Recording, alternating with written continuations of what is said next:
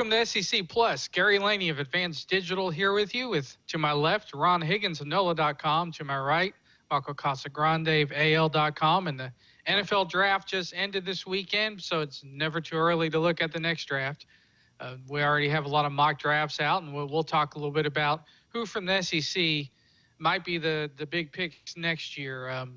Maybe not a Jadeveon Clowney in the 2015 class, but I'll go to you first, Michael Casagrande. Who are the guys that jump out at you? Alabama with a couple of guys that are probably in top of the SEC draft board next year. No, yeah, for Alabama, there'll definitely be some guys. You'd assume that Amari Cooper, Landon Collins would both exit early after their junior seasons. It would be surprising if either one of them didn't. Both could be top 10 picks. Collins at safety has continued to emerge after being a top recruit. Amari Cooper has become the go-to guy. He's explosive. He's fast.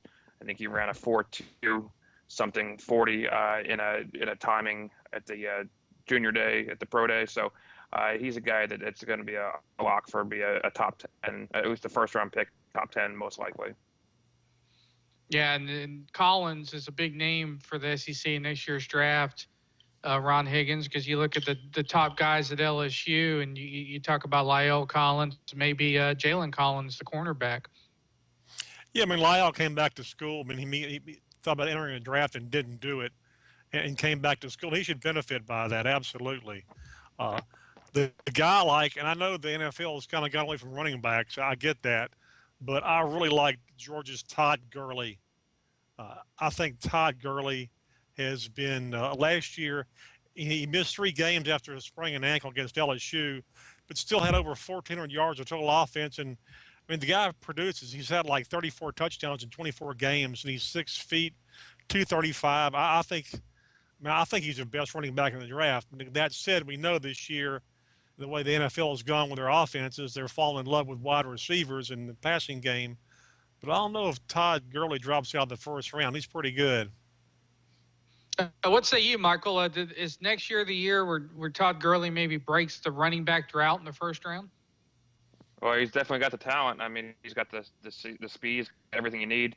I mean, T.J. Yeldon is going to be another guy from Alabama who, if he wanted to leave early, he could be a possibility of a first-round guy as a running back. He's got everything. He's got the ball security issues that it's been well discussed in the offseason. But if he's someone who wanted to leave early, he'd be another possibility. One other trend I want to ask you guys about, the SEC has dominated the draft the last 8 years, having the most players from any conference each of the last 8 years. So some of the mocks that I've seen have maybe 6, 7, 8 guys from the SEC, which in the first round, which is a little bit down. Do you guys see the SEC continuing to dominate the draft, or maybe take a step back next season? I mean, I don't see him ever taking a step back. I mean, every year in February, look at SEC teams, and at least 4 of them are ranked in the top 10 in recruiting. I mean, probably 8 of them in the top 20 in recruiting. And that just translates to a few years down the line. I mean, those guys, most of them don't get worse, they get better.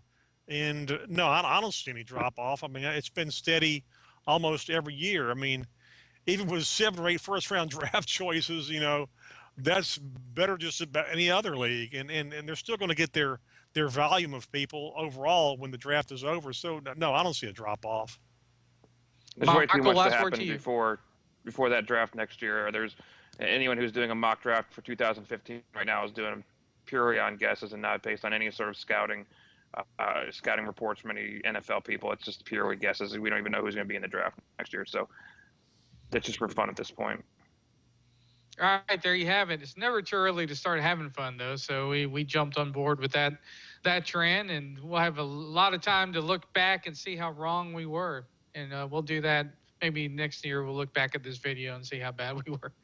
Okay, for Ron and Michael, Gary Laney, we'll see you Thursday when I talk to, and you think we're doing it early now, I'm going to talk to some recruiting guys about what recruits coming in are the most likely to be NFL ready in 3 years.